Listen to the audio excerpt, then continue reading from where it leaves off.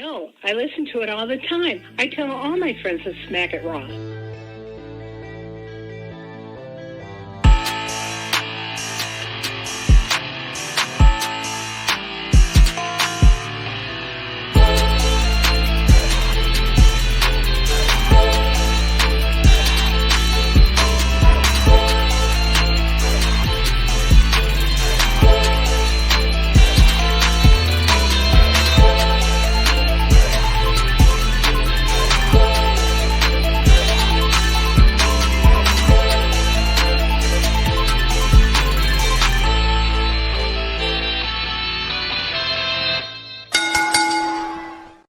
Following podcast contains mature content. The views and opinions expressed by the host are not necessarily those of the host. Listener discretion is advised.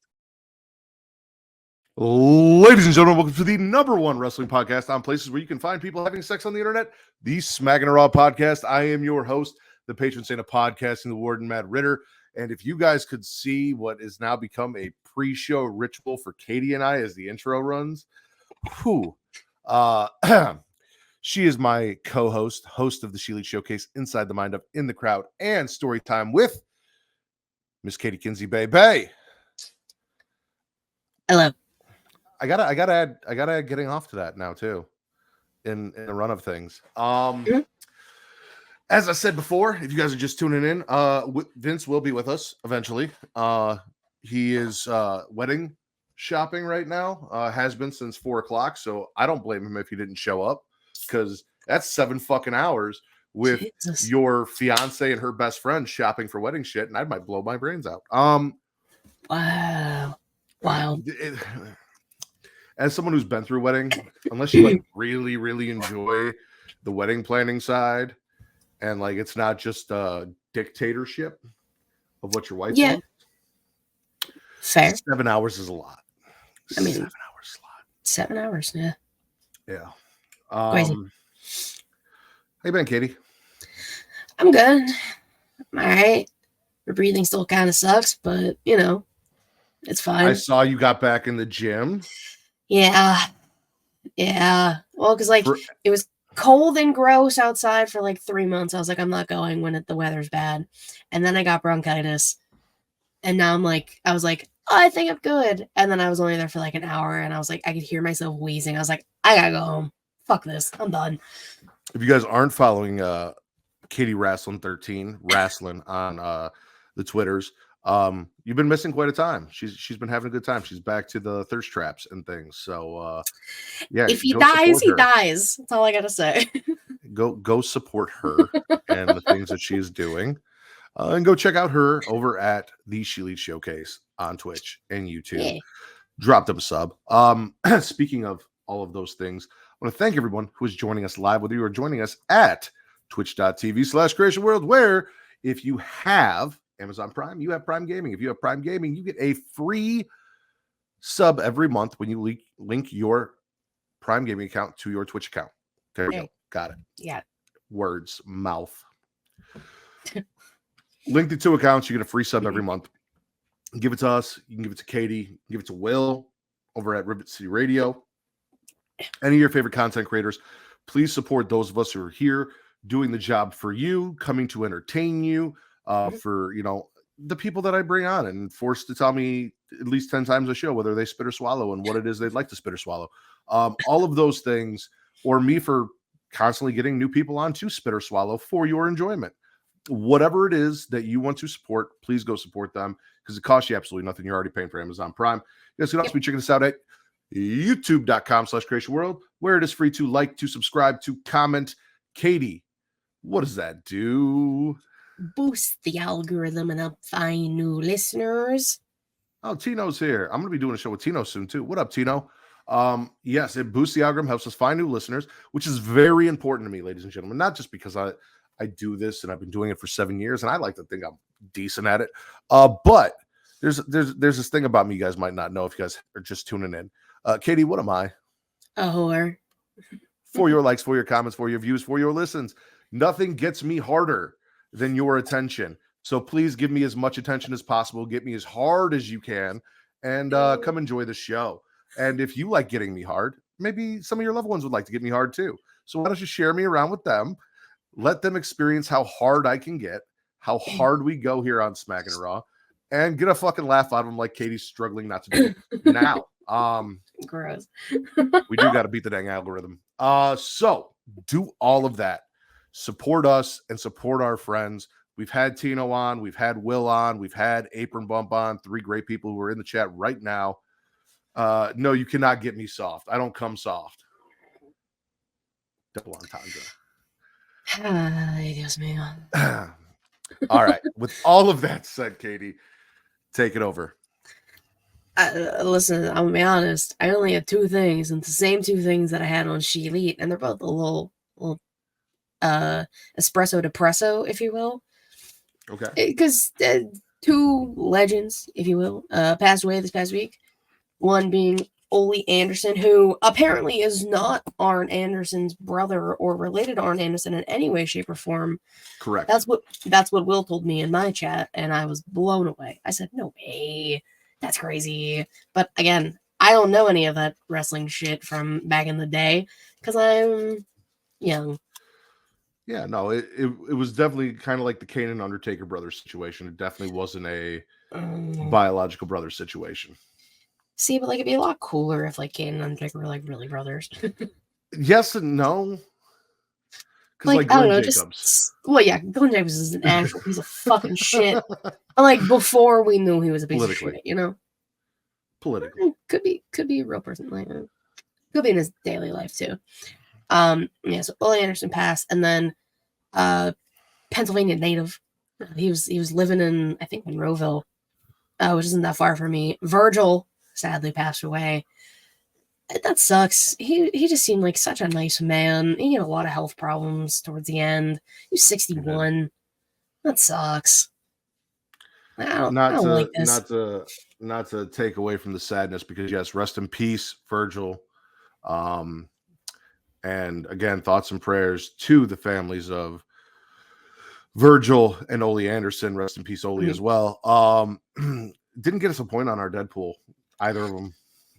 No, there's one man and one man only I need off my list. I'm just saying, if someone's gonna go, at least give me a point, right? And Virgil, Vincent in WCW.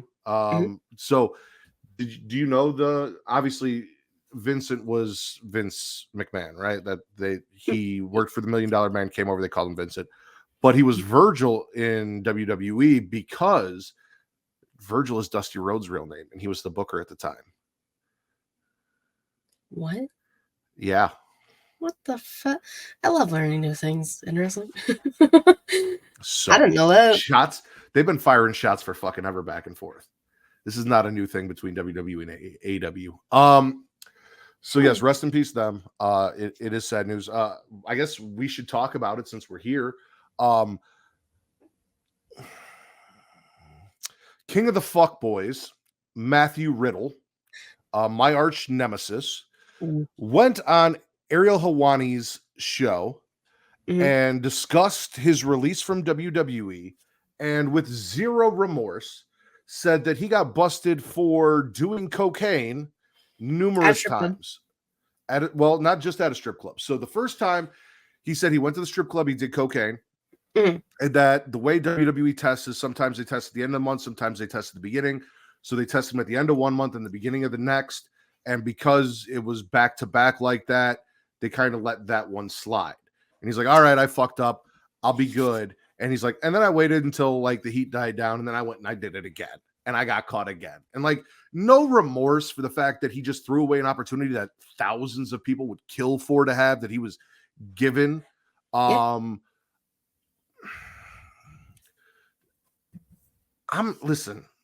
not against the use of illicit substances necessarily. I know there are some things in America that are illegal that shouldn't be. I don't think cocaine is one of those, whether it is recreational or not, or just for, like, I know I saw a lot of people like, oh, he's a real one for that, and blah, blah, blah, and oh, cocaine's not that bad. I disagree, because like if you take marijuana, right, and you break it down and you like extract from it, you get CBD. CBD is used for like medicine and shit like that. What do you do when you do things to crack? You get crack when you alter cocaine. That's what you get. For all you crackhead Karens out there. So like not the same thing. It's not. Mm-mm. I've been on the hashtag Ritter over Riddle campaign for a while, and fuck Matt Riddle. And I listen, more like I've always said he's not my type of white people, and it's because of the whole thing. Stephen Will said, as a recreational narcotics user, cocaine is one of those don't do this type of drugs. And I'm not, listen, I've done it. I've done it once off a titty. I did one time. Not even going to sit here and pretend like I've never tried it. I tried it. It's not for me. I will say on record, I have never tried it, nor will I ever. So I got there's a lot of things you can get to do when boobs are involved. That's all I'm going to say. I mean, because titties. That's why. But I've been on the fuck Matt Riddle train for a while. He's not my kind of white people. And this is exactly why. And it's not because he did cocaine. It's the lack of remorse for his actions. Mm-hmm. The fact that he basically intentionally fucked up such a good thing. Like there were people that loved him, that were behind him. If he had done the right thing and not fucked around, he probably eventually, much to my dismay, would have been world champion. But he gives me that I've always got the vibe that he's one of those guys who does fucked up shit to people and then he's just like, which is that stupid fucking pose that he does, like, oh well, sorry, I fucked your wife, like that kind of shit. And trust me, I'm sure he's that guy. I'm sure he's fucked a few people's wives. He's just like, sorry, bro. I don't know. He's not my type of people. So yeah, that happened, and fuck Matt Riddle. Yeah, I just don't. I've never liked him as a human being. So like I was just like not about it. Not my type of white people at all. I do have it on good authority that he's moving to Arizona ASAP. So already looking for houses. Specifically Phoenix. We'll talk about it. Well, specifically Glendale. Yeah. Glendale, Arizona was where it was. Well, he said Glendale's near Phoenix and Phoenix is blah, blah, blah, blah, blah. So specifically Phoenix. Well, it's because Glendale didn't get a pop and Phoenix did. So who's ever heard of Glendale, Arizona? Before last night, I don't think I've ever heard Glendale, Arizona before. I might have, but I don't know in what context I would have. I don't know. I know useless information. Leave me alone. Hey, no, nothing wrong with that. Nothing wrong with that at all. Well, we've covered cocaine use. We've covered deaths. I guess it's time to do the fun part of the show and spit or swallow. Katie. Yeah. Spit or swallow. Where do I want to start? That's the thing. I'm gonna swallow the street fight tag team match on Monday Night Raw. The New Day coming out in the jeans and the hockey jerseys, as you do, because street fights. Taking on Imperium. What are you doing? I don't trust what Matt's doing. Anyways, it was a good match. I'm a little sad that New Day lost, but like again, a part of me is just like hoping this is just some ploy to like somehow get Big E back soon to like take on Big Goon. But like, I don't know if it's gonna happen. I'm just a little sad about it still. But it was a great match. I love me a good street fight, tables, kendo sticks. It's a fun time. Was that because they had a street fight match on, maybe it was Ring of Honor. Dude, I watched so much wrestling because I had to watch that 4-hour Ring of Honor pay-per-view. Which is wild. One of the shows I watched, someone's like, why are there always kendo sticks under the ring? Like one of the commentators said that. I wasn't sure if it was during this match, if it was something on AEW, or if it was something on Ring of Honor. Could have been any of the three, honestly. But I popped for it. So because kendo sticks. All right. We love ourselves some New Day, one of the greatest tag teams of all time. And dude, I'm with you. Big E. Please, if medically cleared and at all possible, we would love to have you back. We would love to see you dethrone Big Goon. Because that is literally big meaty men literally slapping meat. Like slapping meat. Gunther chops you in a way that makes your chest look like Kofi Kingston's, and Big E, I think, is the only man on this planet with bigger titties than me. So like Big E got some big tits. And I love that about him, honestly. A couple of pork chops. So I'm going to swallow the NXT situation between Ilya Dragunov and Carmelo Hayes. So Dragunov kicks off the show. Chill. Okay. I'm just making sure that's involved. He comes out. He's like, I want to fight. Melo's like, listen, you don't get to touch me unless there's a signed paper from Ava saying that belt's going to be on the line. That's all I want. They go back. They interview. Almost like he's kicked back. He's got security and shit. And he's like, not until I see that contract. Not until I see that contract. So at the end of the night, we get a contract signing between Ilya Dragunov and Carmelo Hayes with Ava Raine out there. She's got the contract. And before anything gets said and done, ladies and gentlemen, the Don of NXT, That's Tony D'Angelo, who told us he's got bigger plans. He's got bigger things in motion. Earlier tonight, he was checking out Luca, whatever the fuck his name is. Oh, he'll be important once he's part of the family, but he's not important right now because he's not officially in yet. But Luca, the dude that dresses like a lawyer, he told Stax, go get him. And Stax is like, right now, he's like, no. I got more important business to handle right now. But after I handle business, go get him. We need him. We'll talk to him. We're gonna bring Luca into the family. But anyway, Tony's like, listen, if we're gonna talk about championships, I think I deserve to be in this discussion. And Melo, he's got a security around the ring. Melo's like, no, you need to get the fuck out of here. And Tony's like, snaps his fingers. Security leaves. He's like, I'm the Don of NXT. I have all the power around here. Melo's looking around like, what the fuck just happened? Just set his security away. He's sick of being disrespected. He's not standing for it. Tony's like, listen, I'm not asking to be given a shot. I want to earn it. So I'll beat Melo next week and get that shot. And here's the thing, not to get ahead of myself because I do that sometimes, right? But we know that the money match with Carmelo Hayes isn't Carmelo Ilya Dragunov for the NXT Championship. It's Carmelo Hayes, Trick Williams. That's where we're going. That's what we need at Stand and Deliver. That's what's going to make me stand and deliver like I took Blue Chew. Is Carmelo Hayes, Trick Mello. Like, it's Trick Mello gang one-on-one. Which means it only makes sense to me, whether it is from an assistance through Trick Williams or just on his own prowess because he is the motherfucking Don of NXT, that Tony D'Angelo defeats Carmelo Hayes and goes on to Stand and Deliver to face Ilya Dragunov for the title. And I'll just be happy to have him in the main event of basically NXT's WrestleMania for the championship if we can do that. Like, that'll make me happy. If he wins, I am going to be fucking, and I told you this last week, I will be insufferable on this podcast. Vince might not show the fuck back up because you won't be able to tell me shit if Tony D defeats Ilya Dragunov and wins that title at Stand and Deliver. I'm not going to get ahead of myself. He hasn't done a whole lot of singles shit. I'm not expecting it. I'm not. I want to see him go out there, put on a good show against one of the greatest NXT champions of all time, really sell himself, do some shit, get himself established. I'm not expecting him to win. But if he does win, y'all are going to fucking hate me. You really are. Yep. Listen, well, I wouldn't. Because, like, if I get to see that shit, if I get to see Tony D'Angelo win the NXT title in person, I'm going to lose my shit. Because that would be the fucking coolest thing in the world. First, Ilya Dragunov, who is a monster of a human being.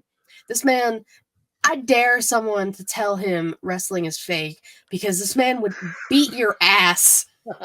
The way he trains, he's quoting both Uncle Iroh and Zuko from Avatar: The Last Airbender. If you know anything about that show, you don't fuck with those characters. Those are some top-notch people.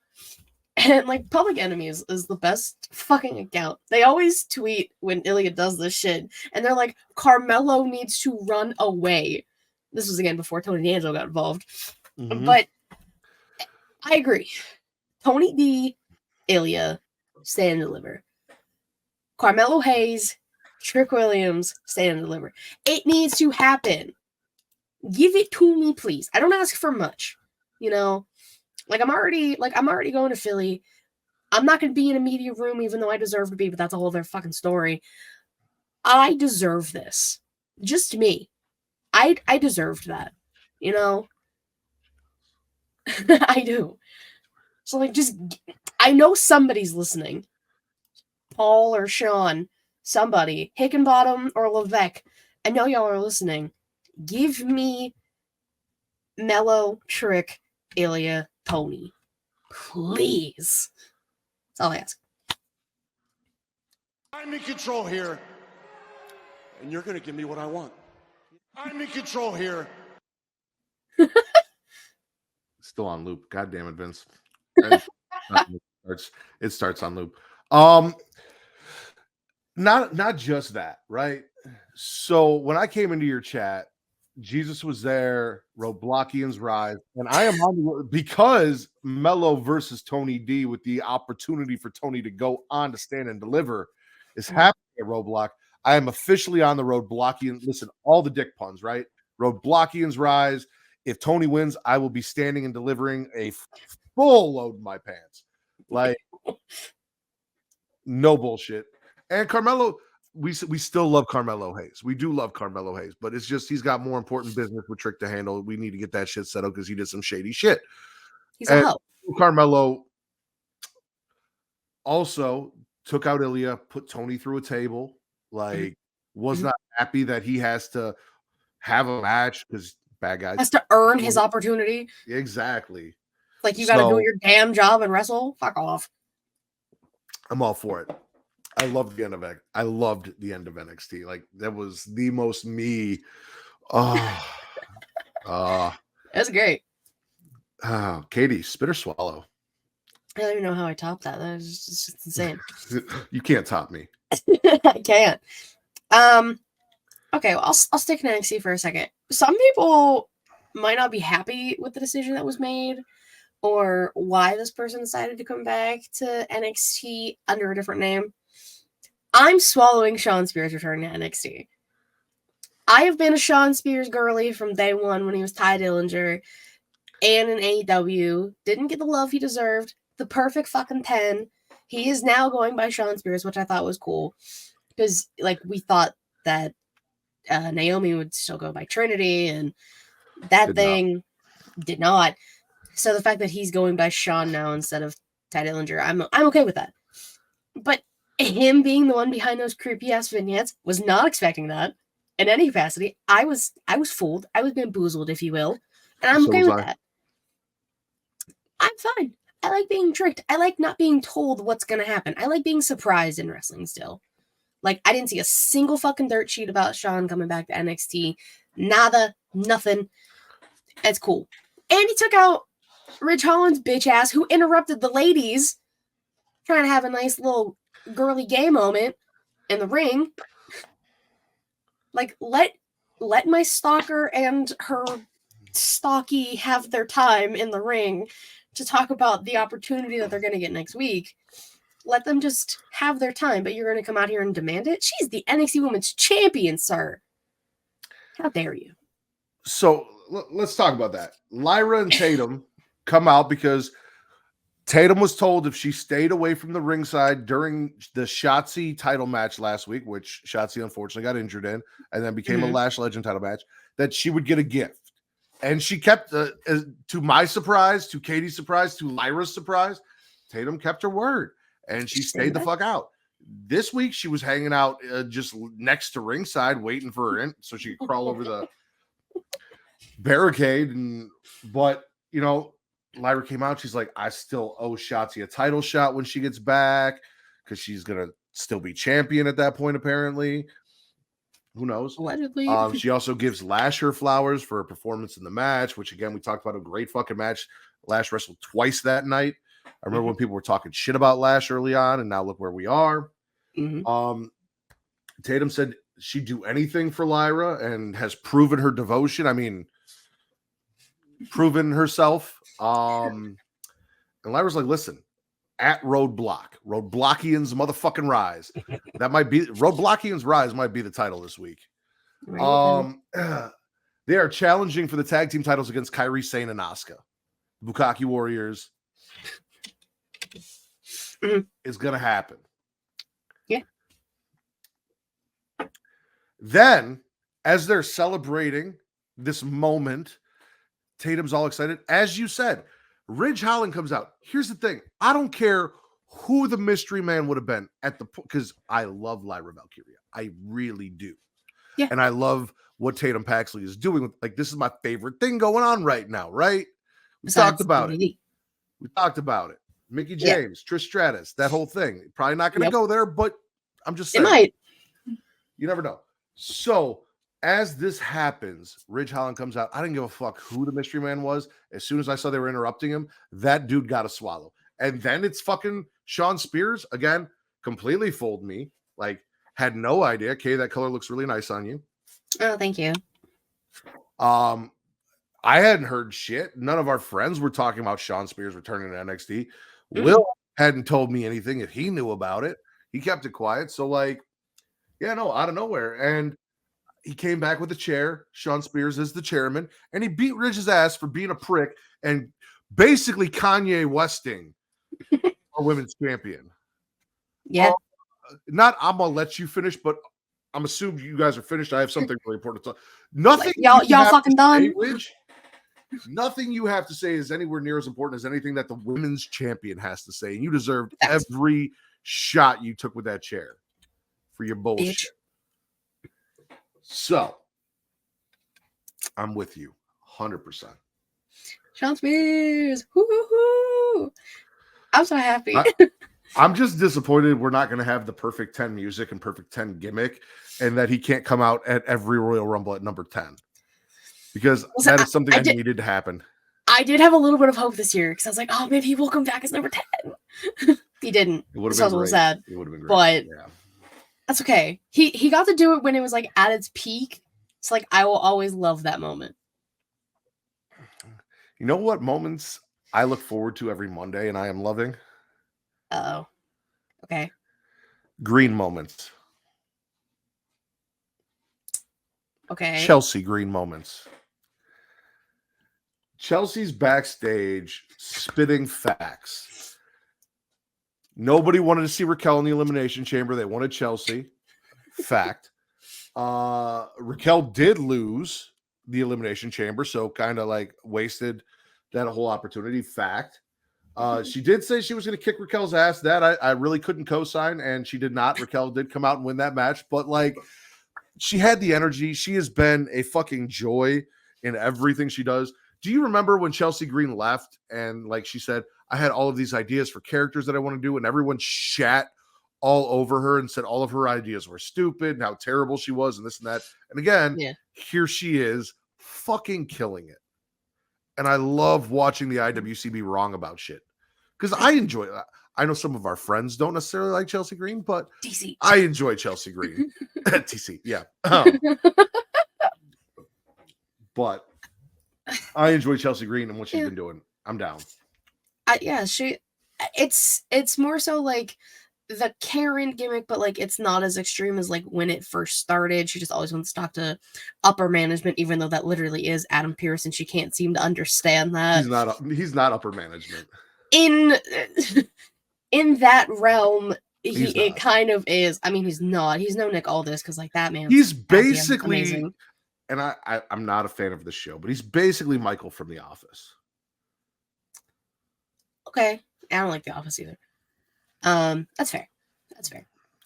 But it's like it's Chelsea's gimmick, and then I mean you have to give props where props due.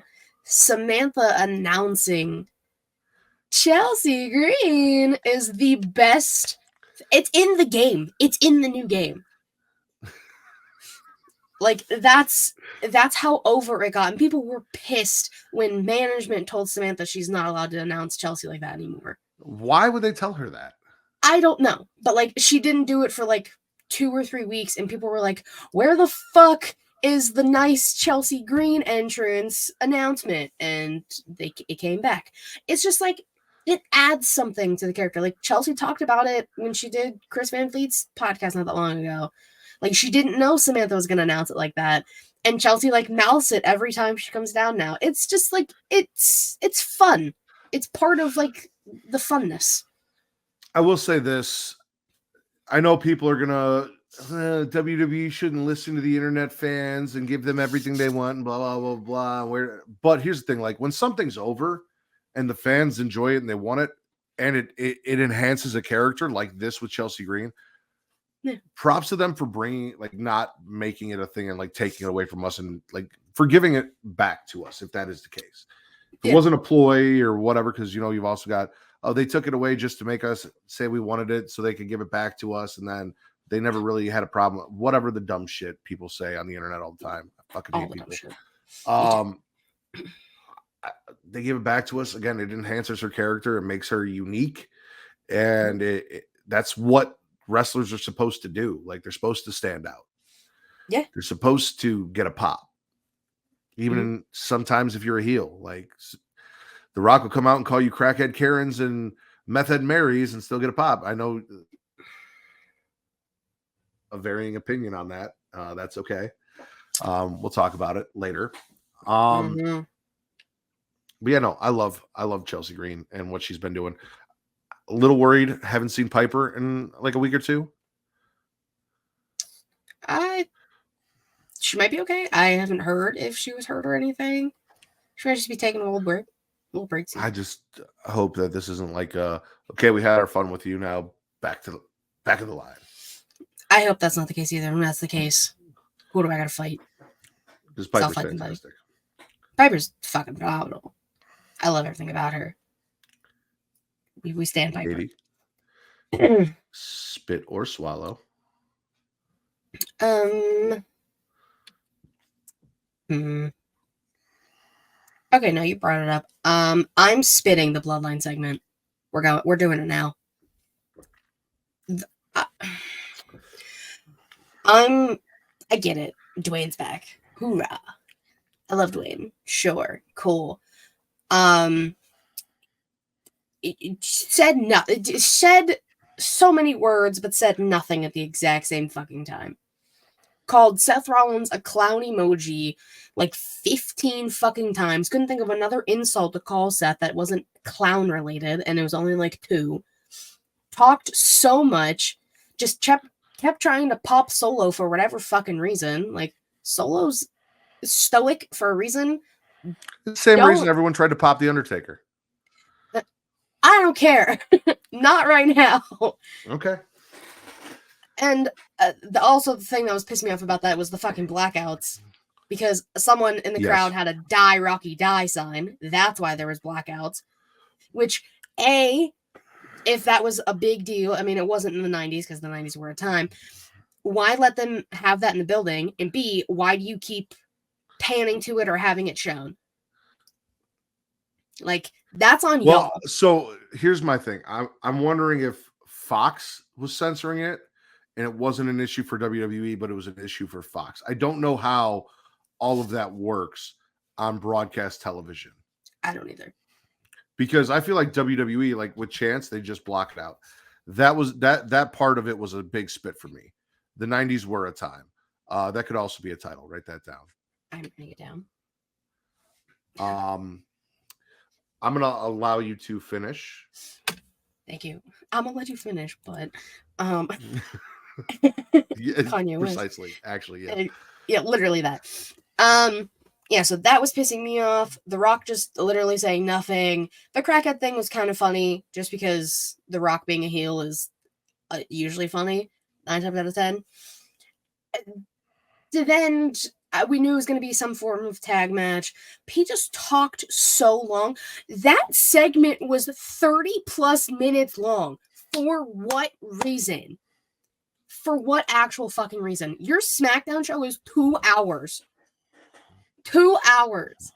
And I got a half an hour of Roman not appreciating people for not applauding him. I don't even know how I'm trying to phrase that. People weren't applauding him like they used to. Like, acknowledge me. Yeah, he wasn't being acknowledged. He's like fucking Tinkerbell. When he's not being acknowledged, he wants to disappear. Take it easy, Tinkerbell. And then Paul's like, oh, after this commercial break. That's the title.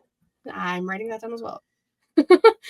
And then Paul was like, oh, commercial break. Dwayne's coming out after. I was like, this is still going on? Mind you, that whole first part was like 10 minutes. And then we had another fucking 20 minutes on top of that. Plus the commercial. I was not even really paying attention towards the end of it anymore because he just kept saying the same shit over and over. Okay. You and I had very different experiences with this. So, hold on. I'm listening. Let me give you my side of it. First and foremost, again, shout out to our friends, Allison and Will over at Rivet City Radio and Botch Spots and Chair Shots. It was a week or two ago. They had Self Bet Wrestling on, and they talked about The Rock and how The Rock is doing the same shit that he's always kind of done. And Self Bet was saying it doesn't work for him. Like, you need to be different in 2024 than you were in 1998. And while I hear that, I'm also of the thought process that if there's a band that I liked in 1998 and they're coming to play a show in 2024, I don't want to hear them play new music. I want to hear the shit that I like to listen to in 1998. Fair. It's not like they're coming out with a brand new album and going on a new run and blah, blah, blah. Like, they're coming out for a tour. They're going to play their hits. They're going to play the shit we want to hear. And then tour's over, right? That's what The Rock is doing. That's the way I look at it. I love the fact that we are getting heel Versace 1998 The Rock. I have told you multiple times that the men's wrestling in WWE has not really given me much that I've really gave a shit about that. I'm mostly watching for the women, that's where my enjoyment comes from professional wrestling right now. Until the Cody shit. And I went and I talked about it on TikTok, the low of Cody giving his spot to The Rock, to the high of him coming out at the press conference and all of that. But what I noticed is The Rock was being the guy that I know, the guy that I grew up on, the guy that probably doesn't play so well in 1998, talking about how Phoenix is known for crack and meth, calling people crackhead. Sorry, swallowed something. Crackhead Karens and meth head Marys, and how they all want him and his 22-inch piece of paradise, and he's talking about his arms, not his dick. All of that, and popping me in the process because it's the fucking Rock, and it's the strudel, and it's the pie, and it's all the shit that I grew up, right? I'm watching Roman Reigns, and I'm watching Roman Reigns utterly frustrated at how popular The Rock is. I'm watching Roman Reigns completely uncomfortable at the fact that The Rock came in and took all of his shit away.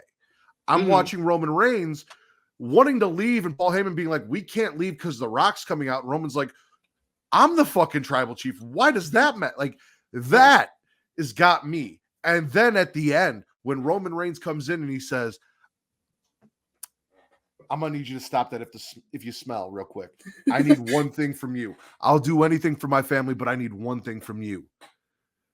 Acknowledge me. Acknowledge me. And the look on The Rock's face before he did it, everyone's still talking about the L instead of the 1, which, you know, maybe he's just got a fucked up hand. Maybe he can't bend his stuff. I don't know. Like, there's so many possibilities of where this can go. We're getting a tag match on night 1, which, if it main events, I will say not happy about that because Bayley won the Royal Rumble, deserves that spot. Again, Young Kings Wrestling talked about it. I disagree with I hear their standpoint. The biggest matches should close the show, but also you tell us that the winner of the Royal Rumble main events the show. To me, there is one main event. It is the last event on the show, the last match on the show. That should go equally to the women as it does the men. And it is your job to make that story as big and important as possible to warrant main eventing one of the nights when you pick the person to win the Royal Rumble. That is on booking. That is not on the talent. Not blah, blah, blah, blah. Yeah. Tag team match with the stipulation. If Cody wins, there will be no bloodline at all, right? Banned, gone. Ain't seeing him. Night 2 for his match. Cody loses, it's a bloodline rules match, which means The Rock's going to sit at commentary, talk his shit, come out with his ass. Solo's going to shove a thumb up Cody's ass. Jimmy might super kick his head off. Tables, kendo sticks, whatever. Bloodline rules match is what it is. What's going on, Broadcast? So again, intriguing. I know a lot of people are like, well, what about Seth? What about Seth? Why does Seth have to wrestle twice You know, he's got to put his title on the line against Drew. He's also wrestling in this match. What does this do for Seth? There's a speculation that Seth, which I love him, but I still don't trust him, might turn on Cody. There's also speculation that The Rock is still a mole for Cody Rhodes, and he's there to infiltrate the bloodline. There's that idea because he could turn on Roman night 1 so that there is no bloodline night 2, or he could turn on Roman night 2 when it is bloodline rules and get Cody that win. I'm less excited about that prospect because I want to see Cody win clean after what happened, but also a little comeuppance for Roman after all the unfair, making him lose his title in the way that he's held onto it for so long. A little poetic justice in that. Yeah. I've also seen Drew interfering night 1, trying to Claymore Rock or Roman to keep Seth kind of healthy for their match, and then accidentally hitting Seth and then having Seth take the pin. But that's the thing. There's so many fucking possibilities, right? And that's what I love about wrestling, and that's why I'm fucking excited about it. And that's why I love this segment, because it set up so much shit. There's a tension between Rock and Roman. We don't. Cody said, "I'm taking everything from you. Everything from you." He did. That is true. Hyped for WrestleMania. Sacrifices TNA. Revolution, I'm hyped for some of the matches. Hyped for Sting's last match. Hyped for the main event. Love me some Samoa Joe. Fan of Hangman. Fan of Swerve. The main event is the tag match. Well, it's Sting's last match. Yes. However, in my eyes, the main event is the world title match and should always be. That's neither here nor there. ECW used to fuck that up and put their world title matches on in the middle of the show. Well, that's ECW, and they were a shit show. That's my thought. No, you're right. It is the tag match. The world title match is what I meant. Hype for that. Hype for Deanna and Tony. Oh yeah. Fuck yeah. So, but yeah, no, all this shit got set up, all that tension, everything for the story. So I fucking loved every second of it. I hear what you're saying about the repeating lines, and I saw what you said on Twitter about it not working for you, hearing him call Seth the Clown over and over and over again in the same way, blah, blah, blah. But I was down for this and I loved it. That's fair. There's some parts of that I will 100% agree with you. I got a little pop here and there, but I just felt like it went on so long. I was losing interest fast. And that cut into the rest of the show because The Rock talked too much. So fair. And I mean, if The Rock hadn't cut that promo, Matt Riddle wouldn't know where he's moving next. So I mean, plus out of us talking about that, we got 2 potential titles for the show. So let's talk about it. Because Chris came in the comments. I'm swallowing from AEW Dynamite Hangman. So he comes out injured on crutches to bow out of the match. Says, he wanted a one-on-one match, but it looks like Swerve's going to get that match now. Swerve comes out. They kind of have a little bit of a moment because Swerve's becoming a good guy a little bit. Appreciate it, man. Really do. And then Joe comes out just talking his shit about I don't give a fuck about either of you guys. I'm going to fuck both of you guys up. I'm walking out as champion. I don't care what any of this is. If it's one-on-one, if it's a triple threat, however we do it, Samoa motherfucking Joe, right? Yep. At which point, Swerve says, "Don't be confused. I'm still the dude that broke into this man's house and fucked with his kid. I'm still the man that went to a dead man's wrestling school and beat the shit out of his son and left him bloody. I'm still that motherfucker. I didn't go soft, and I'm coming for you, Joe." At which point, Hangman then takes Swerve out with a crutch, reveals that he is not injured. Because wasn't there a lot of shit Hangman was booked for another show or some shit? Yeah, so I saw a few different things about it. I never actually physically saw him being booked for another match for another thing. I never saw any advertisements or anything saying that. And then people were he had prior commitments. And if he had prior commitments, then why would they even try and make this a triple threat and a bunch of shit? And then when he did possibly allegedly hurt his ankle last week during the match, and he pushed the camera away, he was like, "No, don't film me, go away." People were like, "Oh, it's true, like he's hurt, then why did they even try and make this a triple threat? And then people were mad when it got brought up that it was a work. And like Jerry Lynn got involved on Twitter, and it was a whole fucking thing. It's like nobody knew if Hangman was actually hurt or if he wasn't hurt or what the actual plan was. I knew as soon as this man came out on one crutch, he wasn't fucking hurt. Guys, I watch wrestling. I know what I'm doing. I know what I'm talking about. Like, he ain't slick. It's his mustache is evil. Okay? Evil mustache. He's a cowboy. Fair. Listen, I love Swerve. I would not be mad watching Swerve walk out with that title. However, this is my Samoa Joe era. I didn't get it in WWE, and I am here for Joe holding that title and not being a transitional champion. So I'm going Joe at the pay-per-view. I've also got Deanna at the pay-per-view. As much as I love Timeless Tony Storm, Really? I've got Deanna at the pay-per-view as well. Okay. We are all about Dead Dads Club, so yes, Christian, 100%. War Daddy always. The Bucks, I feel like that's a given. Yeah. Math and Nickelback. Still my favorite thing you've ever said. Probably hands down. It's so fun. It is. It's just your favorite thing I've ever done was quoting dropping all the Nickelback titles in the episode last week. That was so fun. I loved it because probably nobody else really understood unless you're like a hardcore Nickelback fan. There are so many closeted Nickelback fans out there because Nickelback gets so much shit, which I don't understand. Nickelback is phenomenal. is like the Backstreet Boys of rock music to people. Like, everyone really likes their music, but everyone pretends like they don't. I don't understand people. Nickelback is phenomenal. I've seen them live 3 times, and every single show was fucking dope. So, yeah. What were we even talking about? Oh, so Swerve Joe and Hangman. Yeah. And then we were reading the predictions. I'm going back to Swerve, Joe, Hangman real quick. Swerve said he's going to send Joe back to doing commentary in a poncho. He did. Like, you can't say that. That man got traumatized from that shit. He got fired like a week later. That was bullshit. You can't do that. And like Samoa Joe's face when he said that was pissed. It was an angry Samoan named Joe, if I tell you what. Joe's going to kill you, motherfucker. Joe is gonna kill you. Hyped. Fuck Katie's yeah. for swallow. We're just all over the place, so wherever you want to go. We really are. I know. That's why I'm trying to like look. I'll stick Dynamite. Yeah, this one's Dynamite. Yeah.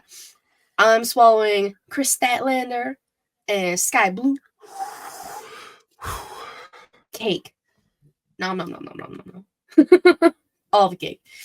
I love Statlander. B, I love how much Sky Blue has improved over the past like year in ring. Because as we've talked about, we will thirst over women, but we will also support their in-ring talent, not just their assets. Every fucking time. Like the Code Blue, I guess as she calls it, she hit clean. That shit was clean. She used to fuck up every once in a while, which fair, as it feels like a difficult move to do. You gotta land on someone's back and fucking flip. I could never do it. I would never say I can. Stat being there, being beautiful and dominant and strong as always. Julia Hart being ringside, getting involved. Stokely, Willow. I love everything they're doing with this. Would have been fucking cool if there was like, oh, I don't know, another women's match on the Revolution card, but no. 1 women's match per card, Tony Khan. Suck my dick. I'm so over this shit. TBS champion Julia Hart not being on your card yet. Every other fucking title you have. The Bang Bang Scissor Gang is on the goddamn kickoff 0-hour show. Whatever the fuck they call it over there. That's the thing that got announced today. The 12-man tag match, which blow me. I don't want to fucking watch that anyway. Because you know who it's against? You want to know? Let me tell you. Jeff Jarrett, Satnam Singh, Jay Lethal, Private Party, and Willie Mack. Shout out to Willie Mack, though. But, like, for what? You could have easily given that spot to the TBS title. Or the tag match. Julian, Sky, Stat, and Willow. I don't even care. Mm-hmm. Just anything. But no. I love the fact that Sky and Julia are a thing. However, I do have a little bit of an issue with the fact that, and maybe it's because I'm not watching Collision. Maybe it's happening on Collision and I'm just not seeing it, because I've kind of lost interest in Collision once the guy that was doing Collision lost his job. And then went to another company. And then got hurt. Where the fuck is the House of Black? Like the rest of them? Why is Malachi not doing something important? Malachi had a match last week. I obviously didn't watch Collision this week because I wasn't home. Doing what though? Like just a singles match for shits and giggles? Like that's my thing. Why is he not challenging for the TNT title, the international title, the world title? Why is this not a 4-way with motherfucking Malachi Black? Why is this faction with these guys not fucking shit up? I will not call you Sally. I will call you Timmy when I smack your ass. I don't like. No, trust me. I understand. I get it. Are you joking my ass? Dude, don't bring that shit in here. Will sends me TikToks from this dude all the time where he just like mispronounces and fucks up a bunch of shit as he like tours cities. And he constantly says, "Are you joking my ass?" in the TikToks. And I every time he sends me one, I send Will a response back that says, "I hate you." Every single time. It's like me to you when you say some stupid shit. I'm like, I hate you so much. No, this is I haven't said that in a while. It's 100 feet tall or 100 feet big. Get the fuck out of here. We're not talking about my dick. Anyway, I am disappointed about that. But all about the singles match, Sky Blue and Chris Statlander. I send good TikToks. You do, Allison. You do. I love you too. Fuck it. Let's keep going. Dynamite. I got a double spit. And that is Dynamite exclusive. I had to watch Chris Jericho and Ric Flair in the same fucking night. Chris Jericho had a match against Atlantis Jr. Yes. Who Atlantis Sr., also known as Poseidon, was out there. So Poseidon and Poseidon's son were out there. Percy Jackson doing their thing. Oh, I love Percy Jackson. But no, like, so they're doing this whole AAA thing. Jericho's out there. CMLL, not AAA. Different things. CMLL, AAA. I thought it was AAA. No, CMLL. Okay. Anyway, see, that's how much I'm paying attention. That's because you have people like Jericho involved in this. I agree. 100%. And then Ric Flair comes out for, the Bucks are beating down Darby Allin and blah, blah, blah. And Ric Flair comes out and yes. I was going to say, but we got something really cool out of that segment. Hold on. I'll get there. That is a swallow. That is a side swallow in a spit. Because Ric Flair's music hits. He comes out. He's like, "I'm with the Young Bucks. I'm the old Young Buck." And then he goes to do a shitty low blow. And he gets beat up because he's got to get in the ring and do shit at 97 fucking years old. He should just kick the bucket there, but I digress. Because he's Sting's friend, and this whole thing lasted about a week where he was like, "I should be more important than Sting's final thing." 1 week. Yeah. 1 week. However, for the final time, as someone who grew up watching Crow Sting for the final time on live TV on TNT or TBS, this time TBS, but on Turner Broadcasting, we got to see Sting descend from the rafters. It's a beautiful thing, especially as I'm going back and I'm in that time period. I'm actually in Wolfpack Sting right now. Okay. So like just kind of lived through rewatching all of the times that Sting came down and all the stuff they've done and just the descent. Now I get to see the final time. Like I got to see Sting's final match on TNT in WCW against Ric Flair. Now he's back in AEW, which is apropos because it's on the same channel that WCW was on. and he's going to have his final moment in a company that's on the same channel that, you know, made him what he is. The final descent. It is a beautiful thing. So that is a swallow. Balls first. Ew. Calm down. Take it easy. Right here. Stop. But yeah, no, it is what it is. Ric Flair and Chris Jericho on my TV. I don't need to see either of them anymore in AEW. You guys are killing. I would have much rather watched Daniel Garcia come out and do his dance against Percy Jackson than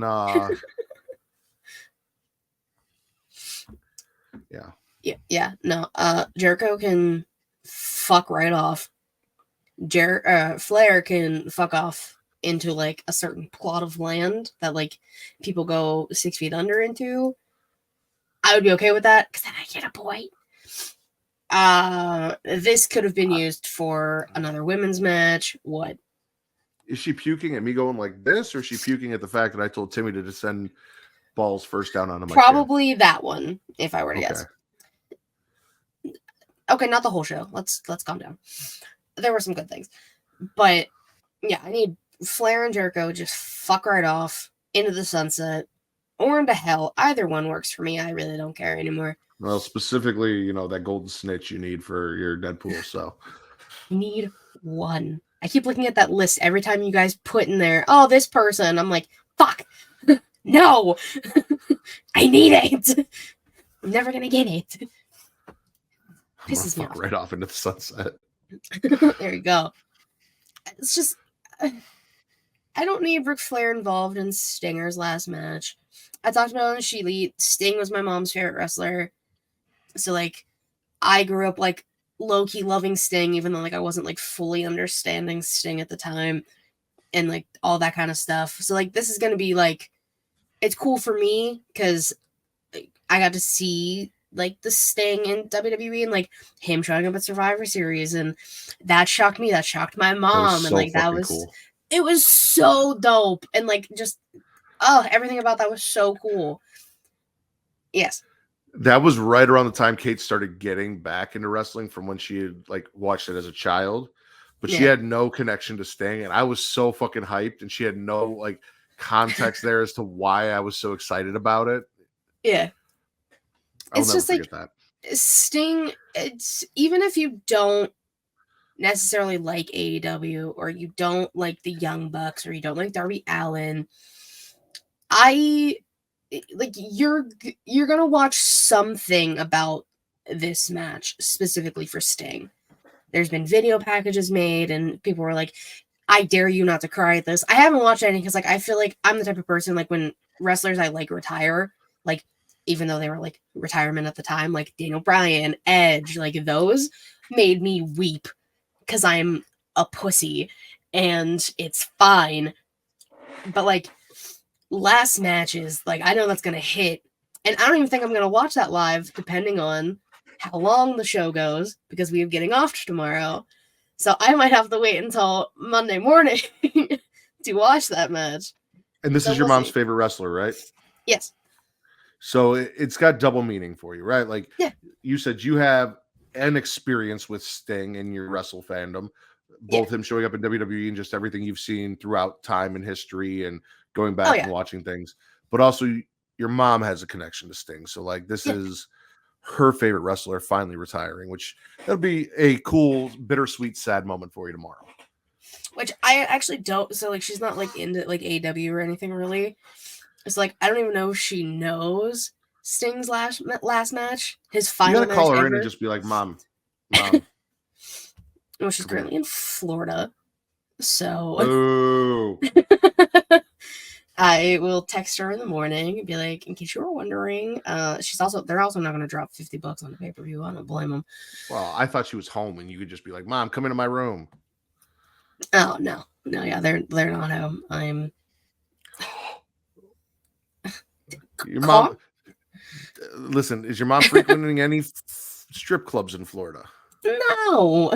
She DJs and he's a not DJ. Strip We can link them up. But they play good music at strip clubs, Katie. Maybe she's going there for the music. I've never been to a strip club. I wouldn't Maybe know. there's a side of your mom you don't know that where you're not around. She hits Why all are the we strip talking clubs. about this? Because I want her to meet up with Tommy, and I want Tommy, Anyway. My mom is down there to see old family friends that we have known. I was in their wedding. Like, that's how long they've been friends. And I was a small child. Okay. So there's reasons why they're in Florida.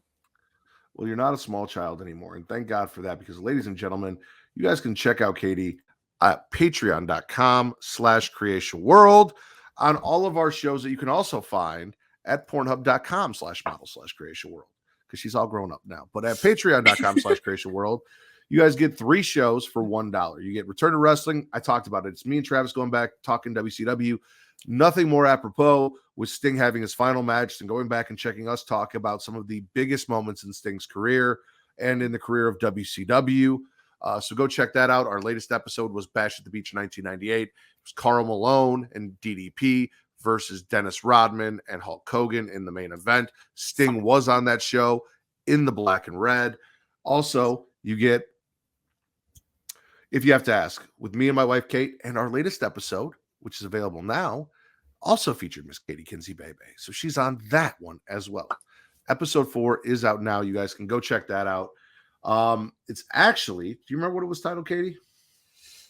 Delusional Douchebags. That is correct. Delusional Douchebags is available now for you guys to check out.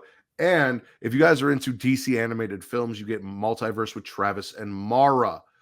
Multiverse with Travis and Mara's latest episode, Superman, Batman, Public Enemies, is also available right now on Patreon. And because it is March, if you subscribe now, you will get our new episodes that drop at the end of the month. So you're going to check out what we just dropped, and then come the end of the month when we've got new stuff for you, you're already getting that. And there's a whole back catalog for you guys to go check out. If you guys want to watch our shows ad-free, you guys need to check the other tiers at Patreon, see what else we're offering you, including our shows ad-free. But since you guys are watching us live, we have things that we need to plug and people that support us. So we're going to support them, and we're going to do that right now through Travis. Travis, take it away. Happening, y'all. I know we're having a lot of fun right now, but I actually want to talk to you about something very important: your health. You see, life is full of twists and turns, and that's why having the right health insurance matters. I want to make sure you have the coverage you need without breaking the bank, and that starts with speaking to me for absolutely no charge. Having health insurance isn't just about doctor visits, though. It's about living a healthier, happier life. Physical health and mental well-being go hand in hand, and that's why the plans I represent cover not just the physical, but the mental aspects of your health as well. And here's the deal. I'm very good at what I do. So not only can I find you the perfect plan, but I might even be able to get you one for free. That's right, free advice and a free plan. Your health is too important to compromise. So let's chat, find the right plan, and ensure your well-being. Just visit health.creationworld.com today to schedule a free consultation. The link is right here in the description. That's health.creationworld.com. Your health, your future. Leave it to Vince to be like, I'll be on the show eventually, and then not show up. And then on the shows where he's like, I'm not going to make it, show up. Like, yep. Because it's midnight now. Vince, where the fuck are you? It's actually 1:06 in the morning, to be in exact. The future. And in the future, are you spitting or swallowing, Katie? Oh, I see what you're very nice. I am. A lot of guys out there wondering. Well, they're never gonna fucking find out. In that way. I'm in this aspect. I am going to go. God, we've been all over the damn place. I don't know. Okay, I'm gonna my voice cracked. I'm going to swallow Bailey Dakota Damage Control. What? Gonna preface. That's the word I'm looking for. Preface this. I am spitting this specifically for Vince. Because Vince, well, I'm gonna let you talk about it, and then I'll tell you why. I'm gonna let you finish. Should that also be a contender for a title? I'm gonna let you finish. I'm gonna let you finish. Sure, why not? I'm gonna write it anyways. I'm gonna let you finish. I haven't it written down. We're good. I'm spoiling it just for the sheer fact that like they're making Bailey look more like a babyface than she already was. Like we knew Dakota's not fucking trustworthy. Anyways, she's turned on Tegan. She's turned on Raquel.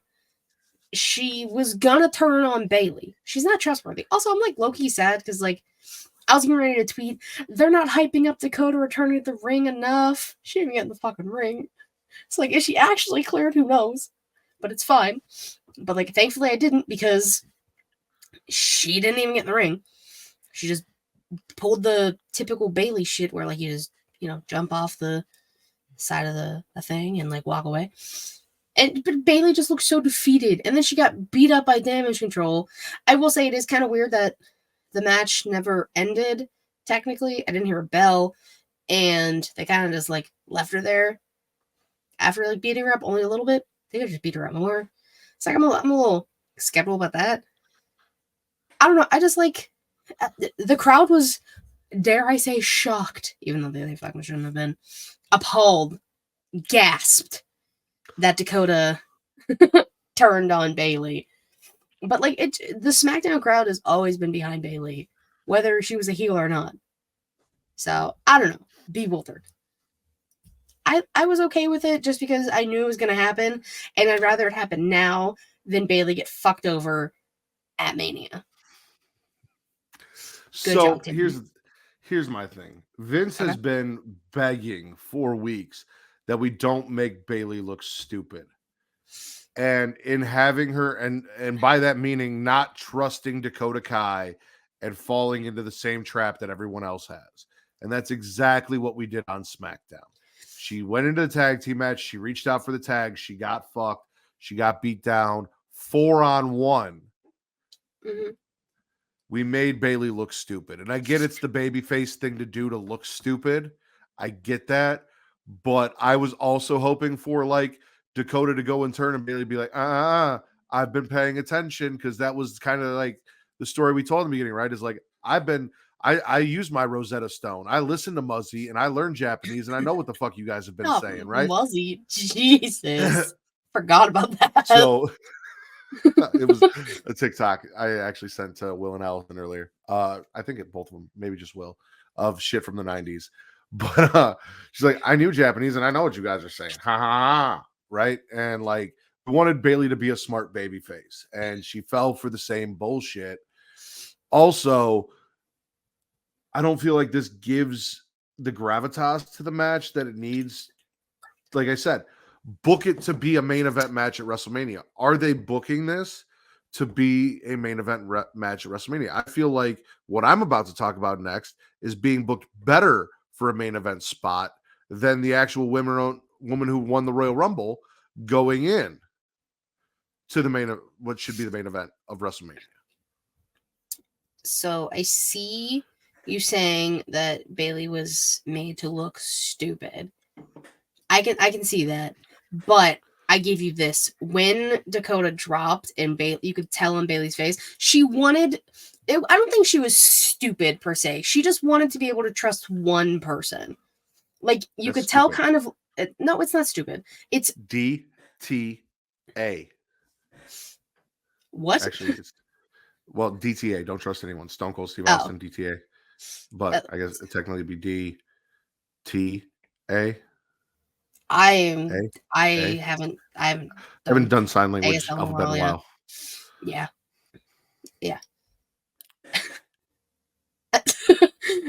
Anyway, while you try and figure that out, I see why people think it's stupid, but I just think it's the fact that she wanted one person to trust. You could kind of tell she was a little hesitant last week in the trainer's room. Like you could kind of see it on her face. Like she wanted to trust Dakota, but like part of her probably deep down knew she shouldn't. And even when Dakota dropped for the tag, Bailey was like, you could see she knew. Deep down, she knew, but she didn't want to believe it. It's like when your best friend turns on you, you don't want to believe that they're a piece of fucking shit because you've known them for so long and they've been your day one. and you thought that you had a connection with them, and then they pull some shady shit, and you realize that you were wrong about them. Yes, this has happened many times in my life, and this is a personal experience. Before anybody asks. So, side note, I wonder, I need to talk to Travis and see if it's in the budget. Do you think we could just get somebody like down in the corner to do sign language during our entire show? Because like some of my favorite TikToks are when it's a comedian who's like a really raunchy comedian that has someone doing sign language, and like you see them mimicking like the fucked up shit they're saying. And with all the fucked up shit we say, I would love to have like a person in the corner signing properly who actually knows what the fuck they're doing to all of the shit I say about descending with someone's balls on my chin, or just me.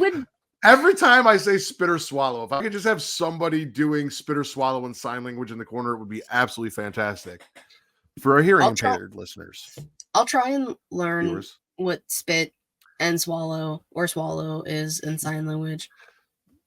That'd be cool. Just I'll try. I'm not making any promises, but I'll do my best. I alluded to it. I'm swallowing Rhea, Becky, and Nia, Liv, and everything going on in the Raw Women's title picture. Because again, this feels bigger than what's going on over on SmackDown, unfortunately. And this isn't the match that won the Royal Rumble. Becky did win the Elimination Chamber. She did get her match. So Rhea comes out to put her in her place. She says, behind every great man is a greater woman. Facts, quote, truth. Nia comes out, jumps Becky from behind as Rhea leaves. Security has to pull her off Becky. Nia says she ain't letting Becky go to Mania. Fuck the chamber. Already beat Becky clean. I want that match. Liv said fuck Becky and fuck Nia. She just wants her revenge. This is all about her. We got a Nia versus Liv match. Becky interfered. Now Liv's pissed off at Becky because it's like, hey, this is my shit. Why don't you mind your own business and stay the fuck out of mine? Like, stay in your own fucking lane. You already took Mania away from me. Don't take my match away from me too. So Becky wants Nia next week, and Michael from The Office gives it to her. So he did a thing. Good for him. But yeah, no, like this whole, like, I know it's Becky Rhea, right? But like we have 4 women involved here, and it's far more interesting to me than what's going on with Damage Control. And that's sad because Damage Control should be a much bigger thing, and I don't feel like it's getting the attention or focus or the big moments that it deserves. This was not a big moment on Friday. Like, I don't feel like it really felt like a huge thing. Okay. I offer this as possibly. Do you think with everything that happened in the beginning of SmackDown with Dwayne and everything overshadowed Damage Control? And that's why you think it wasn't that big? I don't, because Damage Control was much later in the show. Normally, when something like that happens, you know me, I love everything on the show because I'm riding a fucking high, right? Yeah.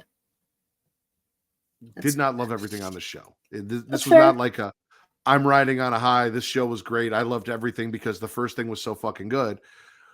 Maybe Dwayne's segment caused them to cut it down. Maybe they had a little bit more planned, so it didn't come off the same way. I don't know.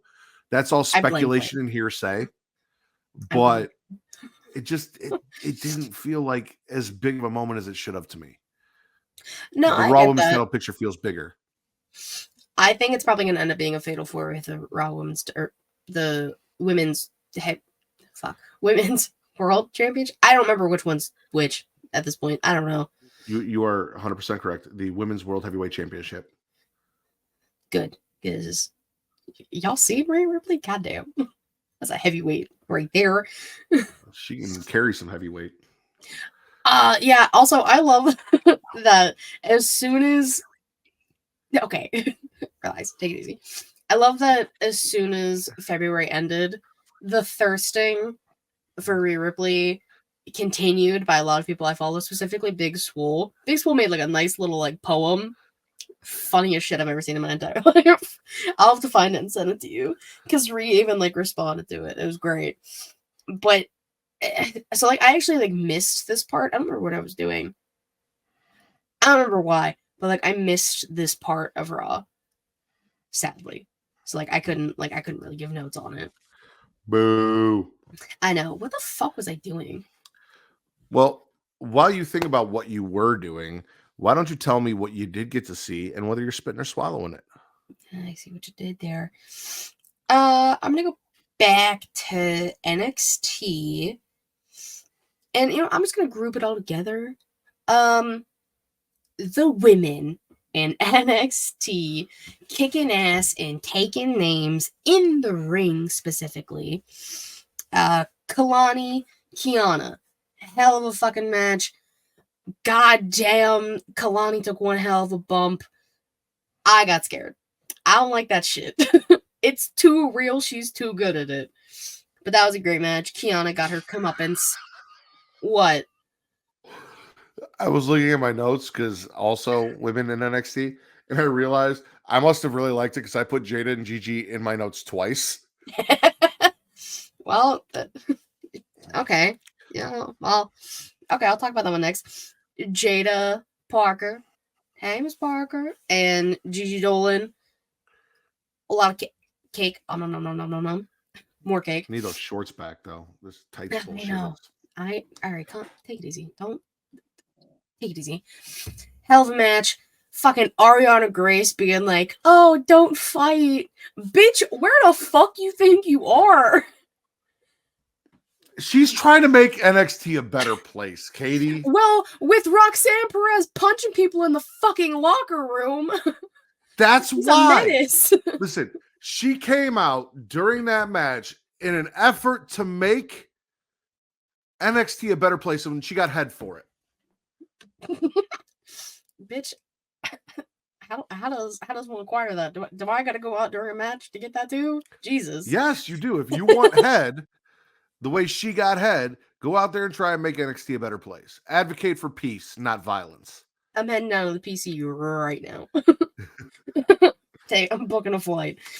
Yeah, so that match, and speaking of Roxanne punching people in the face, she punched Jakara, who was officially cleared, and they said it on commentary, so I don't know how true it is. Jakara's first singles match in NXT, which doesn't sound right to me, but at the same time, she was supposed to be in the breakout tournament and got hurt. Yep. So maybe that's why my brain's just like, no fucking way. And she's been attached to Metaphor. Before we move on to that, though, a couple things about Jada Gigi that you didn't talk about. Okay. They both went to Ava to see what was going on next for them. Mm-hmm. Gigi first, and then Jada. Then they kind of got into it, and Jada looked at Gigi and she goes, World Star never talked about you. And Gigi's like, I'll give him fucking something to talk about. Mind you, as Jada was taking off her earrings to try and fist fight her. Yeah, so that was a fun little setup to that match. I'm happy. I got everything I wanted, except I'm really sad that Gigi just hasn't had a win in like fucking ever. Yeah, I know.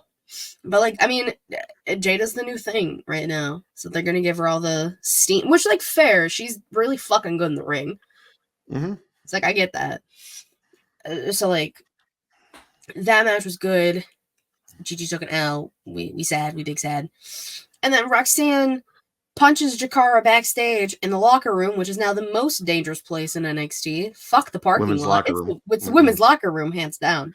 Because Roxanne just punches.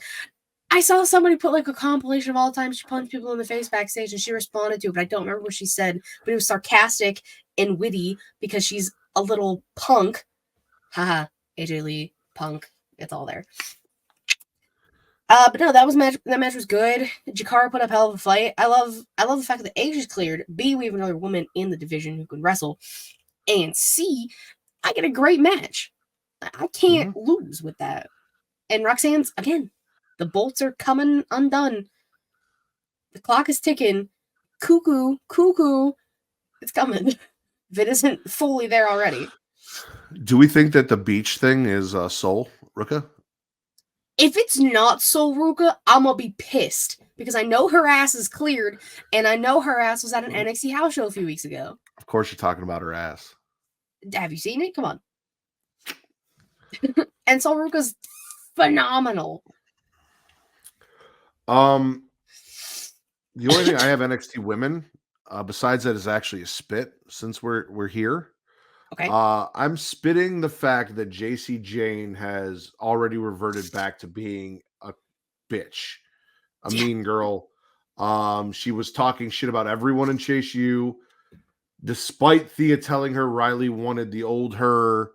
She's like, well, the old you fucking sucked. And Chase U sucks. Duke Hudson sucks. Andre sucks. Everyone sucks, and then goes off with her new best friend. Thea's just like, oh, then they're like, well, Fallon said, fuck Fallon. Fallon sucks. Like, I was kind of enjoying this other side of JC Jane. Like, I did. She was playing that role really well. Willy Wonka. And to see her just drop it already, because she was kind of riding that line of like, yeah, she's still kind of a bitch, but also maybe there's something else underneath there, and now it's just gone, and she's just back to being JC Jane is a fake ass bitch. Yes, bitch. GT It's told true. us, I should have listened. We have to listen when GT tell us. So that was a little bit disappointing. Yeah, because like, how you listen? I feel for Thea. She's a young girl. She's like 19, 20, whatever, super young. That's a hard time. That's a hard time being a girl. And then you got like your girlfriends, and you realize that they're fucking fake, and one of them calls you a loser. I'm gonna be depressed too. Fuck, man. Poor Thea. So, Uh-oh. Some people might not like to hear this. I have never, not in NXT UK, not in NXT, I have never liked Noam Dar. Yes. I never enjoyed the Supernova sessions. I think Lash is great. I think Jakara is great. I don't like Metaphor. Mm-hmm. I didn't like anything that they've done. So I am swallowing Baby Regal becoming your new Heritage Cup champion. A, because he defeated Noam Dar. B, I don't know what the fuck it is about Charlie Dempsey. I don't know if it's because he's Baby Regal, even though he doesn't look a whole lot like his daddy. I really like, he's shaped awkwardly. There's not a whole lot about him like I should like, but for some reason I do really fucking like him. That me. Right? Like, I couldn't tell you why I like Charlie Dempsey, but I fucking like Charlie Dempsey. I want someone to just that's how I feel like people describe me. They're like, oh, she's kind of shaped awkwardly and there's something about her, but like, I like her. Me. Thank you. I feel seen. Thanks, Matt. And shout out to Pretty Kyle. I want his brother Bull to come back too. Like, bring back Bull Dempsey. Get out of here. I saw that tweet and I did not like it. God damn it, Pretty Kyle. No. They're not really. I'm about it. They're about as much brothers as Oli and Arnar. Hey. No, Baby Regal taking the win. I was like, okay. I hate the Heritage Cup, but like, fuck yeah, Baby Regal, let's go. I could actually get, like, I'm not a fan of the idea of the Heritage Cup as is. We've talked about this. I feel like a cup is something that should be defended once a year. Not in the way that they do it, but I might be able to get behind it with Dempsey holding it. I mean, I think Noam Dar tweeted that he was like, did I really lose to Willy Wonka? Yes. Yes, you fucking did. Yes, you did. And his name is Charlie. Charlie in the Chocolate Factory looking ass. Yeah. I mean, I was just like, thank God Noam doesn't hold it anymore. That's mainly it. Yeah. I will say I'm not a fan of the fact that in NXT we have a faction that is the what the fuck did they call themselves? I don't know. something catch club. No surrender catch club. And yeah, and then there's whatever the fuck Tyler Bate and Peter Dune are. Why is it all Catch Club? Someone changed their New name. Catch Republic. That. The No Surrender Catch Club and the New Catch Republic. Not a fan of these two things existing in the same universe. Too similar. Not a fan. It's like you and your best friend come out in the same thing. It's like, well, one of us has to change. However, I will say one of the coolest things that they could have done, they didn't do, is putting Charlie Dempsey and Peter Dunne in a tag team. Because those two together as just like, you remember when Pete Dunne had Timothy Thatcher and they had that whole like gimmick? Yeah. Like that, but with somebody that I really like, unlike Timothy Thatcher and his fucked up mouth. The most British looking American ever. I think that the No Surrender Catch Club is a play on Catch Point, which is a thing that Gulak did in ROH. ROH and or what was that promotion? Starts with an E. I think that like WWE about the rights to, and like a bunch of No Quarter Catch Crew, not No Surrender, No Quarter. Also, Thank where you. the fuck is he? Yeah, you could just be on the show like you said you were going to be, but nice to have you in the chat. At this point, we're already like an hour and a half in. Yeah, it's pretty much over. Yeah, No Quarter Catch Crew and the new Catch Republic should not exist in the same universe. They feel like the same thing but different, and I'm not happy. But I would love to see Charlie Dempsey and Peter Dunne just like run roughshod over the entire tag division. Let them be a tag team and let them go take the tag titles. Half the tag titles from Judgment Day. Katie, spit or swallow? Yeah. I'm going to, because I'm gonna stick with just women in general. I'm going to swallow something that happened on Rampage. I know, I watched Rampage. I know, look at me go. I didn't watch Collision, so that's on me. Riho and Trish Adora. Hell of a fucking match. Well done, ladies. Riho came back. She didn't have the pipe, though. No pipe. Listen, if Rio's not out here piping bitches, I'm not down. But Trish Adora is phenomenal. She's had a few matches on Dynamite and Rampage. And Riho, precious little thing, can go. It's insane how strong she is for how small she is. And just how good she is. And I love that. And it was, again, the only women's match on Rampage because what else is fucking new? And it was a hell of a fucking match. It was like the only thing I really like paid attention to on Rampage. It's like that's a dub. It's a dub for me. Yeah, that's a dub. That's a dub. I for the first week after like 3 weeks, I opted not to watch Rampage this week. So there's that. Fair. However, since we're swallowing women, I will follow that up, and I'm going to swallow Tiffany Stratton versus Naomi on SmackDown.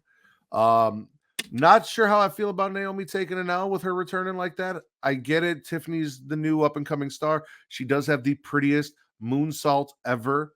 That True. PME. PME. Love it. So, yeah, no, the match was good. So I've got a couple people in my life who are kind of new wrestling fans. One is Kate's best friend, Danny. Like, she, again, used to watch a while ago, is getting back into it. I was just talking to her. A few of the people that, because I asked her, I'm like, well, who do you like? She loves Rhea Ripley. She really likes Tiffany Stratton. Miss Lamona's also loves Dom Mysterio. I feel like there's a theme of the people that I know that love Dom Mysterio in my life. But it was one of those things I was asking her about it. And it was like, Rhea Ripley is like her shit. She really liked Tiffany Stratton because she's so good in the ring. And even she's like, I know her character's annoying, but I'm about it, blah, blah, blah, blah. She's like, Dominic Mysterio, I love little bitches. He's a little bitch. So, sure.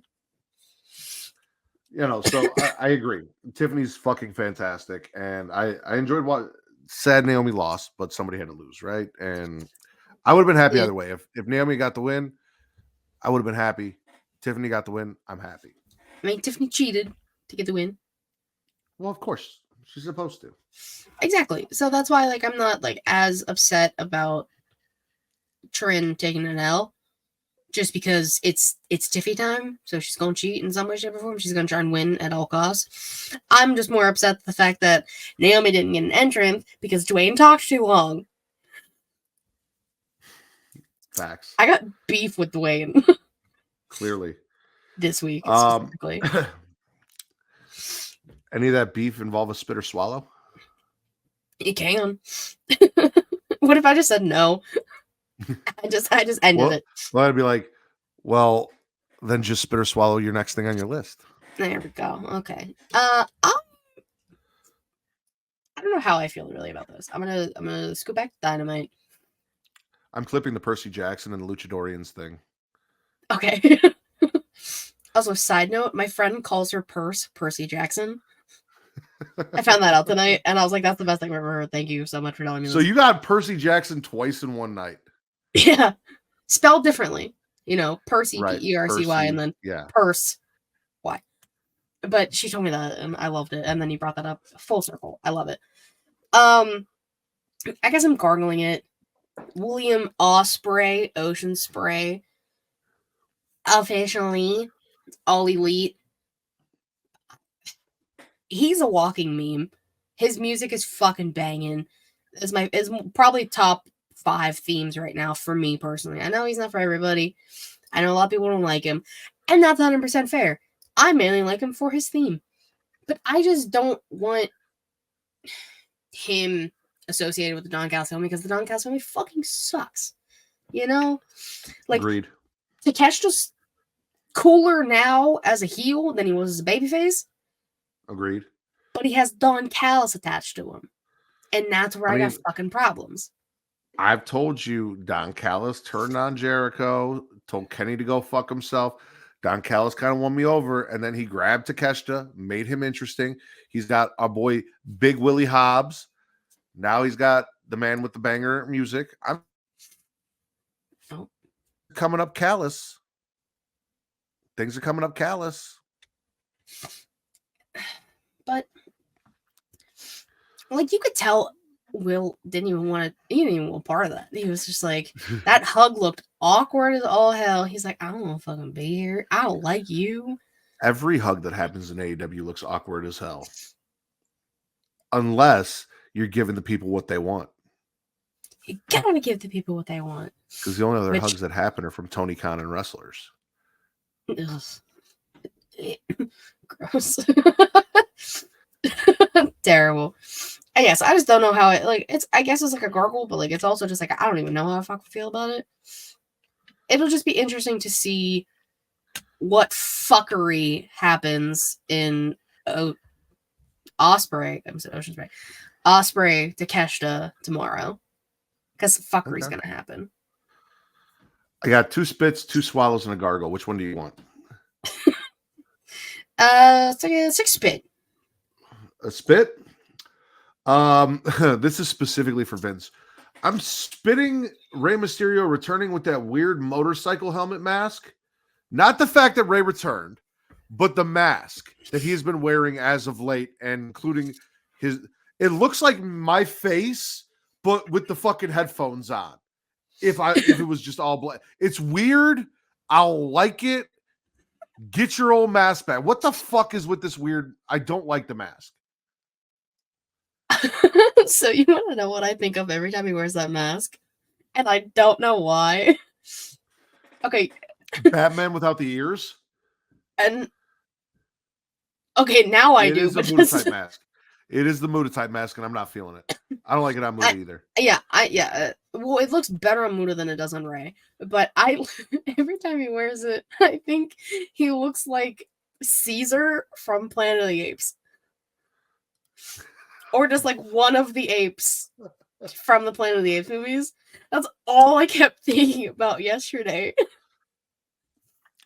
Fair. I don't know why. Because it's just like the way it's like it just like cuts. It's like it's too high on the cheek and like too low on the brow, and it only like shows like a little bit of his eyes and like down here. I don't know, but that's all I kept thinking about. I do like the gray goatee hanging out though. I'll give him that. Well, yeah, because Ray's old, guys. We gotta admit it. It might be fucked up. That's what it looked like to me, and I stand by that. I mean, if you get a picture and you put them side by side, I definitely could see it. I could definitely see it. Maybe we could cut a picture of Rey Mysterio in that mask and like put him on a horse. No.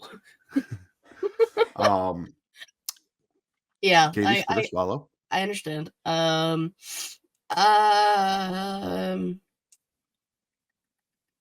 do I even have left?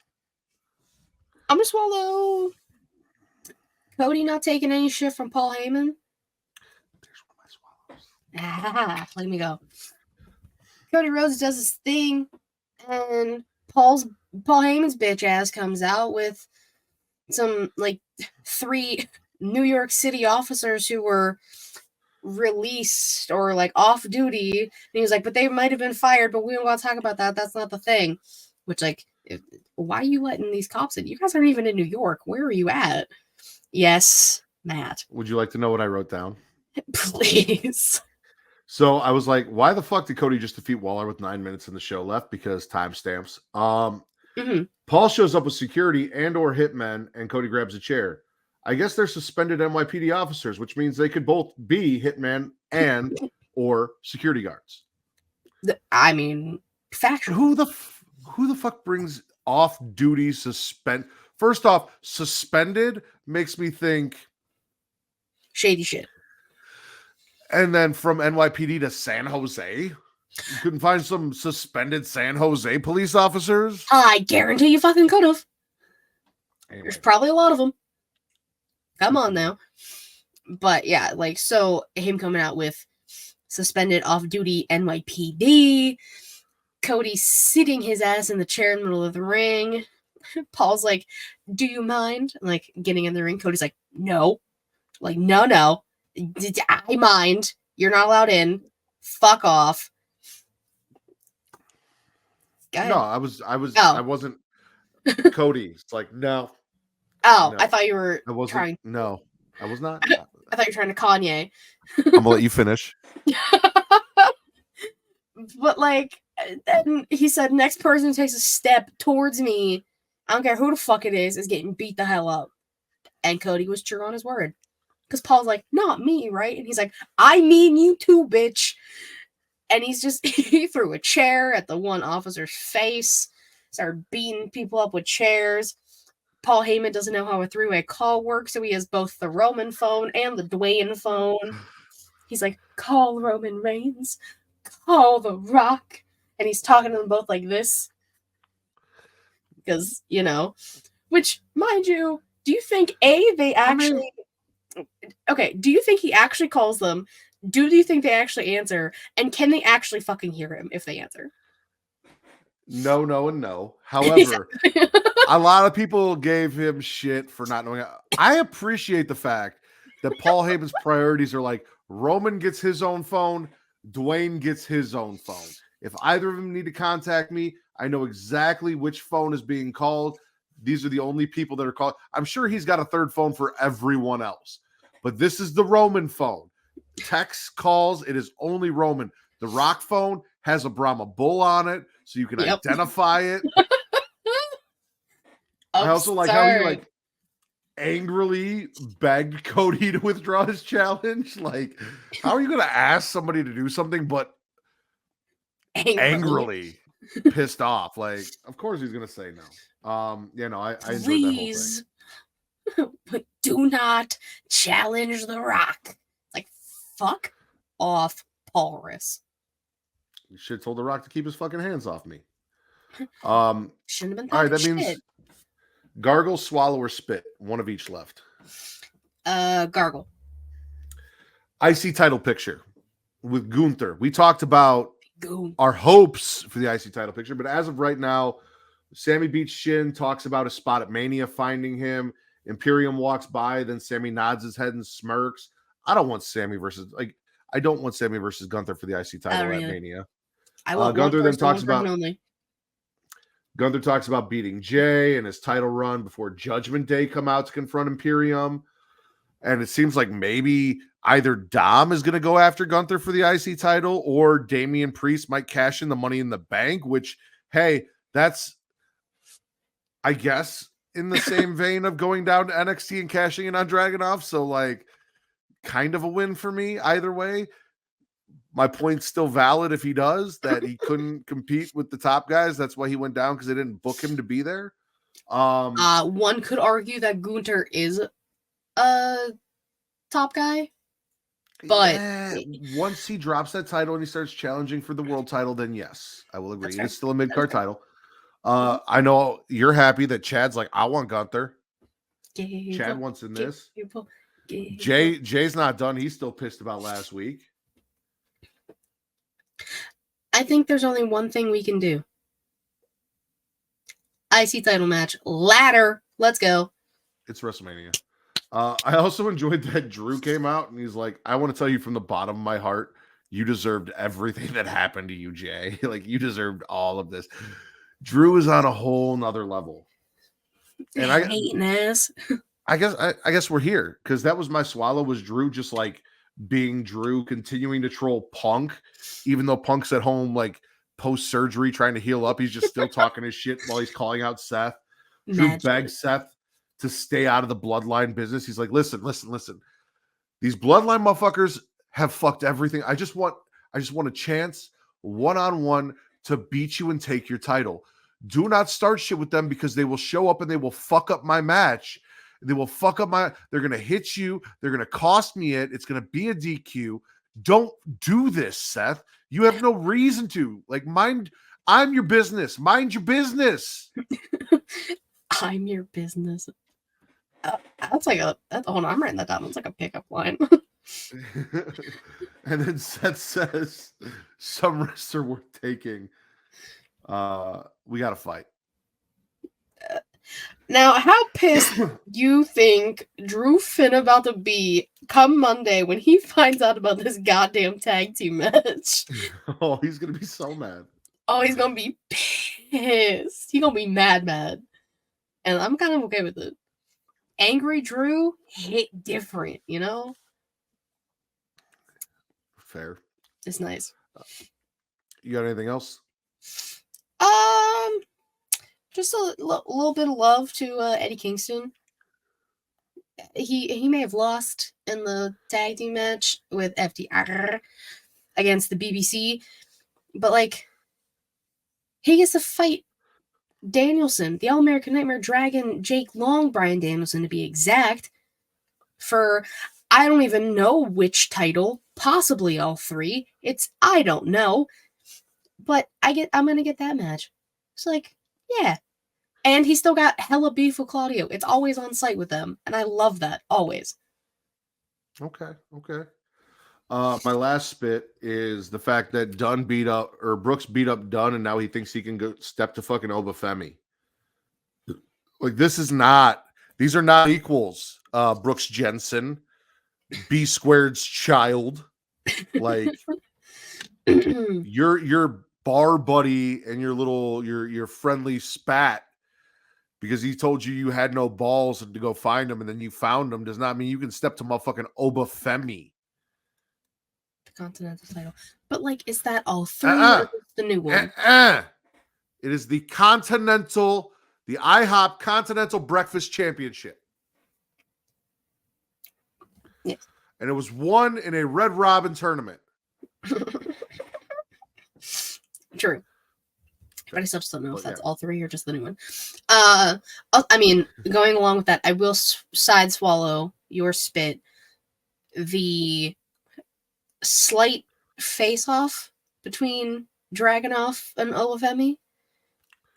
Okay. That match, I would be so fucking down for. That would be crazy. I kind of just want that for my own personal self, just to see what happens. You know? Fair. Katie, what was your favorite show this week? I'm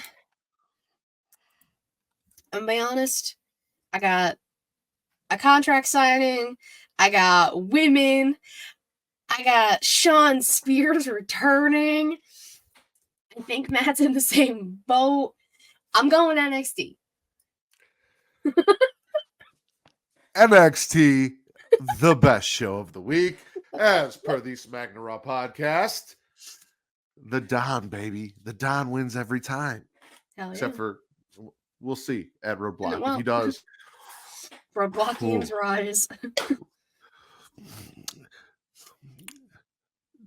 Don't cock block me at Roadblock. Do not. Don't do. Katie, please tell everyone where they can find you. Yeah, you can follow me on Twitter, KatieWrestling13. Link to my about to get all things She Elite Showcase. Twitch.tv/Elite Showcase and YouTube.com/Elite Showcase, typically Thursday, 6 p.m. Eastern. Patreon.com/Elite Showcase. I'm going to try and do something this week for there. I'm trying to like work things out in my brain, so we'll see what happens. A new story time will be up this week as well.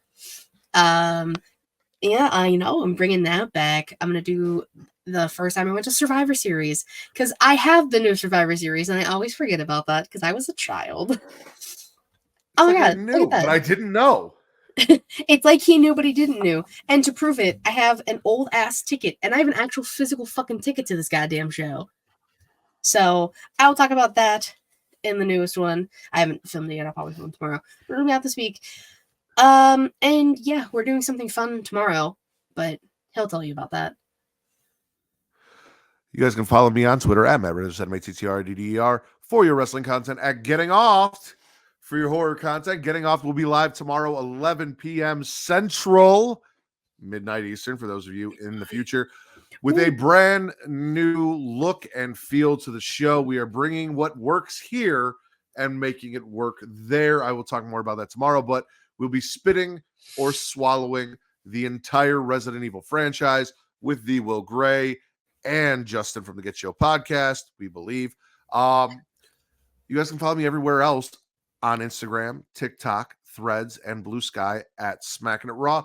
Shout out to Sam, who followed me on Instagram today, who I met at a gas station filling up my car, who saw this awesome Survivor Series shirt, started talking to me about wrestling. I mentioned the podcast. He wanted to check it out. So, Sam, if you're listening to this, it was nice meeting you today. Thank you. And I hope you enjoyed the show and what we do here. And if you do, and you're also a horror fan, again, tomorrow, Getting Off. Come get off with me and Katie and Will and Just. We're Miss Katie Kinsey, baby. I am the patron saint of podcasting, the Warden Matt Ritter, and this has been your #1 wrestling podcast on places you can find people having sex on the internets.